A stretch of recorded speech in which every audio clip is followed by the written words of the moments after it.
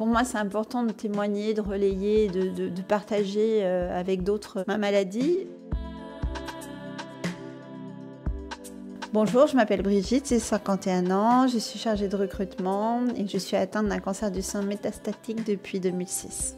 Quand on m'a annoncé que j'avais un cancer du sein, déjà à 38 ans, on est jeune, j'avais un enfant de 5 ans, donc c'est quand même quelque chose d'extrêmement violent parce qu'on est dans une dynamique de vie et on nous dit stop, tout s'arrête. Donc moi je l'ai pris comme quelque chose de...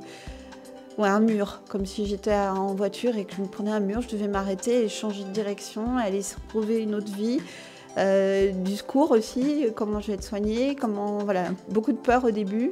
Et puis après, tout se calme quand on a les bons médecins. Mon mari est très très positif, donc ça m'aide. Il me dit toujours de regarder par le bon trou de la serrure. Mon fils, lui, c'est plus quelqu'un dans l'affection, dans l'attention. Qui va me dire le petit mot qui va bien. Oui, comme un coach presque, c'est amusant, c'est mon fils, mais bon.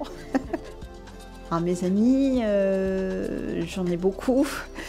Ils sont très très présents.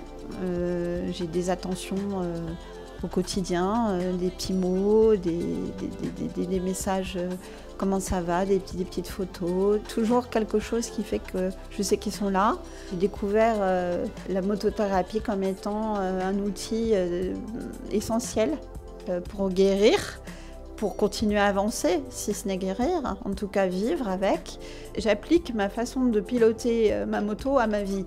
Donc je suis en équilibre, en interfile, je me dépasse, j'ai peur. Quand j'ai peur, je fais ce qu'il faut pour comprendre pourquoi j'ai peur et gérer ma peur. Si j'ai froid, je mets un manteau. Et je pense que la maladie, c'est pareil.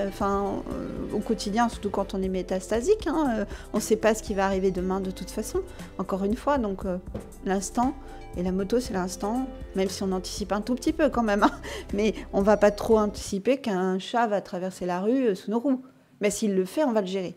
Et puis aussi cette sensation de liberté, de bonheur, de prendre tout ce qui arrive à 200-300%, parce que les odeurs sont décuplées, on a froid beaucoup plus qu'en voiture, enfin voilà, tout, où il fait beau, où les paysages sont magnifiques. Je prends aussi des autres femmes qui écrivent et qui témoignent, je trouve qu'il y a des trucs super, auxquels je n'ai pas pensé.